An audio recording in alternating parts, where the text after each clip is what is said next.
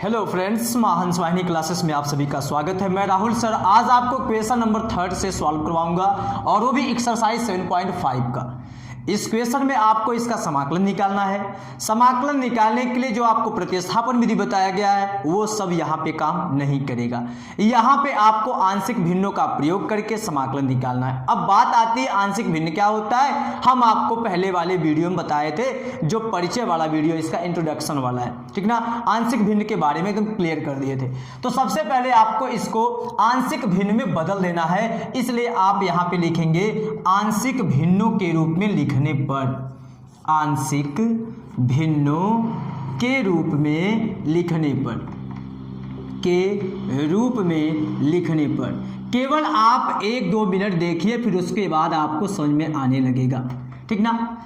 जब इसको आप आंशिक भिन्न के रूप में लिखेंगे तो उसमें आपको बताया गया था अगर ये y अगर 3 ब्रैकेट में आ जाता है तो ये हम कैसे लिखते हैं, देखिएगा x-1 है, फिर उसके बाद x-2 है, फिर अगले ब्रैकेट में है x-3, ठीक है। अब क्या करते हैं, अलग अलग का बटा लिखेंगे और वो भी हम यहाँ पे अचर का यूज करते थे a बाई x-1, फिर उसके बाद अगला अचर b, a b c ऐसे अचर का यूज करते थे x-2, फिर उसके बाद अगला c बाई x-3। इसको आप तुरंत समीकरण नंबर 1 मान लीजिएगा। इतनी बात क्लियर है ना, इतनी बात क्लियर है। अब क्या करना है, आपको एलसीएम ले लेना है। किसका एलसीएम लेना है, उधर वाले का। ये देखिए x-1, ये अगले ब्रैकेट में x-2, अगले ब्रैकेट में x-3। जब आप भैया इसका एलसीएम लेंगे तो बताइए x-1, x-2 और x-3 आएगा कि नहीं आएगा। और इसको जब आप इससे भाग देंगे तो ये दोनों बचेंगे, तो यहाँ पे आप a इंटू x-2 x-3 फिर उसके बाद प्लस b इंटू, इसको जब आप इससे काटेंगे तो ये कट जाएगा, ये दोनों बचेगा, तो x-1 x-3 लिखेंगे। इसको जब आप इससे काटेंगे तो ये कट जाएगा, ये दोनों बचेगा, तो प्लस c बाई, क्योंकि आप पढ़े होंगे भिन्नों का योग में आप ऐसे ही करते हैं x-1 और x-2। इतनी बात क्लियर है। ये बताइए इसके हर में ये है, इसके भी हर में वही है, दोनों दो साइड में है, इसका पक्षांतर करेंगे तब भी ये खत्म हो जाएगा, इसलिए इसको काट दिए। अब बताइए बचा क्या है, तो आप कहेंगे सर यहाँ पे बचा है बाएं पक्ष में 3x-1 और इधर बचा है a x-2 x-3, फिर उसके बाद b x-1 x-3 plus c x-1 x-2, ठीक है। अब इसको आप एक काम कीजिए, इसे आप समीकरण नंबर 2 मान लीजिए। इससे पहले जो हम आपको क्वेश्चन नंबर 1 और क्वेश्चन 2 बताए थे उसमें एक दूसरा तरीका बताए थे। यहाँ पे हम आपको एक ऐसा तरीका बता रहे हैं जो हर क्वेश्चन के लिए तुरंत लग जाएगा और तुरंत आपका a और b और c और या d का वैल्यू तुरंत मिल जाएगा। अब यहाँ पे आपको यहाँ देखना है x-2 है, x-3 x-1 यही सब यूज हुआ है, तो इसके बराबर 0 लेके आप x का वैल्यू निकाल के इसमें रख दीजिए। लिखेंगे यदि x-2 इक्वल 0 तो x का वैल्यू क्या आएगा, 2 ना, तो x इक्वल 2 समीकरण 2 में रखने पर, x इक्वल 2 समीकरण 2 में रखने पर। ये बताइए आपको ये बात क्लियर है कि नहीं। ये हम कहाँ से ले रहे हैं, ये जो क्वेश्चन में दिया रहेगा ना वहीं से हम x का वैल्यू निकालेंगे। बाकी आप अपने मन से भी x का वैल्यू 0 1 2 3 कुछ भी रख सकते हैं, लेकिन जो यहाँ पे दिया रहेगा अगर उसको रखेंगे तो ज़्यादा सही रहेगा। x-2 इक्वल 0 x इक्वल 2 इसमें रख दीजिए। अब जब समीकरण 2 में आप x इक्वल 2 रखेंगे तो बताइए जब यहाँ पे आप 2 रखेंगे तो ये हो जाएगा 3 इंटू 2 माइनस 1, फिर उसके बाद ये a, जब इसमें आप 2 रखेंगे तो इसको खत्म कर देगा, बोलिए इसको खत्म कर देगा ना। अभी आप इसको उतार लीजिए, अगली बार खत्म कीजिएगा।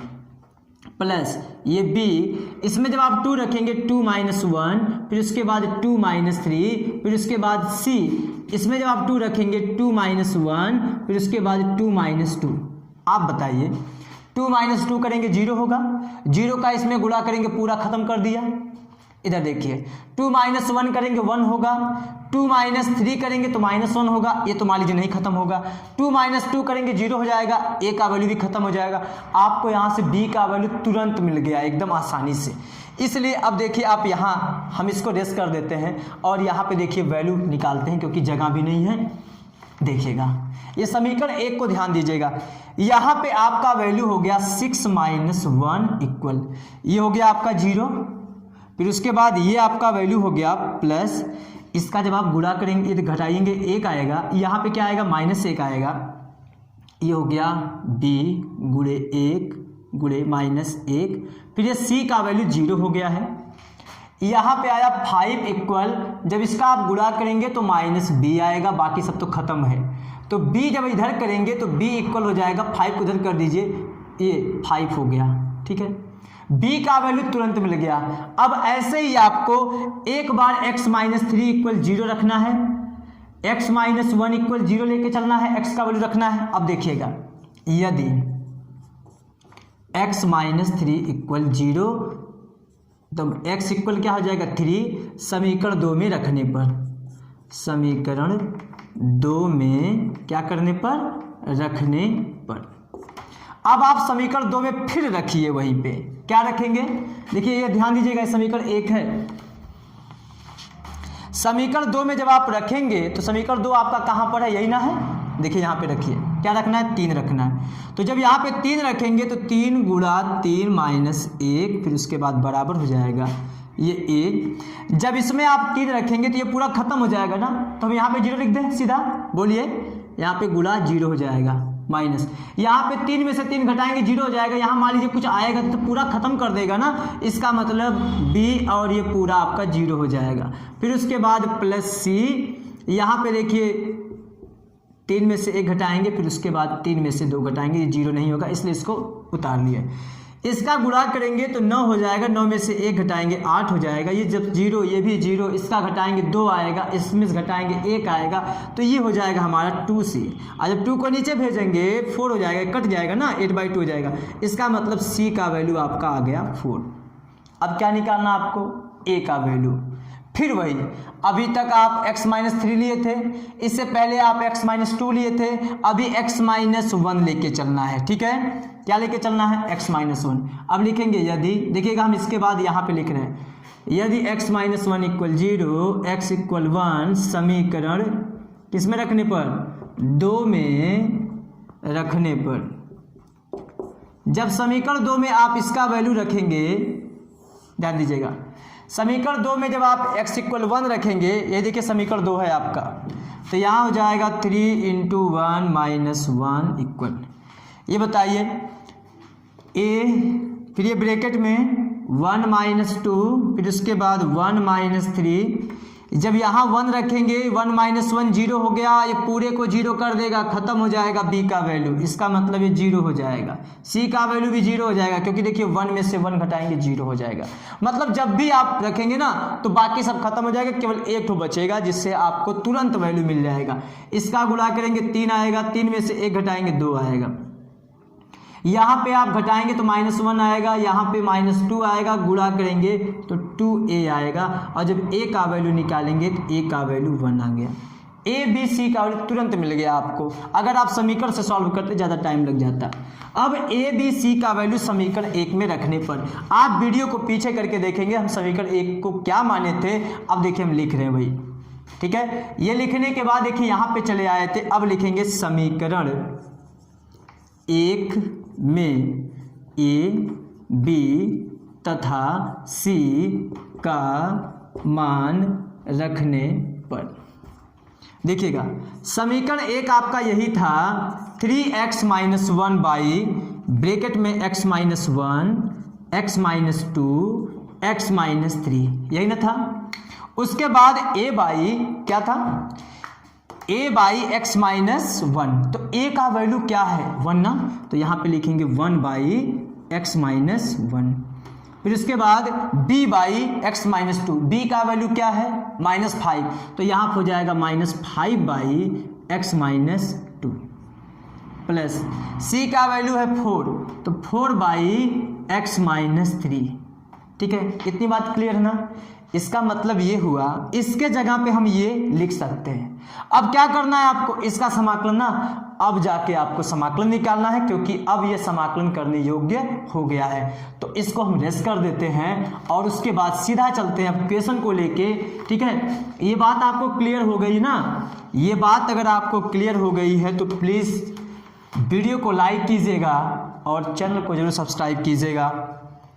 देखिए समाकलन यहाँ पे लिखना आपको, अतः समाकलन 3x minus 1 by x minus 1, फिर अगले ब्रैकेट में x माइनस 2, फिर अगले ब्रैकेट में x माइनस 3 dx इक्वल। देखिए इसके जगह पे आपको ये लिखना है, इसलिए आप लिखेंगे 1 बाई एक्स माइनस 1 का समाकलन, -5 को बाहर कर लेंगे तो समाकलन आपको निकालना रहेगा x माइनस 2 का समाकलन। फिर उसके बाद प्लस 4 को बाहर कर लेंगे तो 1 बाई एक्स माइनस 3 का समाकलन। यहाँ देखिए जगह नहीं इसलिए मैं ऐसे लिख दिया। जब आप इसका समाकलन निकालेंगे तो 1 बाई एक्स का होता है log x, तो 1 बाई एक्स माइनस 1 का हो जाएगा log x माइनस 1। लेकिन अगर ये x रहता तब ना ऐसे लिखते। ठीक है, कोई बात नहीं, अगर ये ऐसे है तो इसको ऐसे लिख देंगे और जिसको माने रहते हैं उसके अवकलन से भाग देते हैं। इसका अवकलन 1 हो जाएगा तो 1 से भाग देंगे तो कोई इफेक्ट नहीं पड़ेगा, इसलिए ऐसे लिख देंगे। -5 इसका हो जाएगा log x माइनस 2 हो जाएगा, बटा 1 करेंगे तो कोई इफेक्ट नहीं पड़ेगा, ये 4 log x माइनस 3 हो जाएगा। अब ये हमारा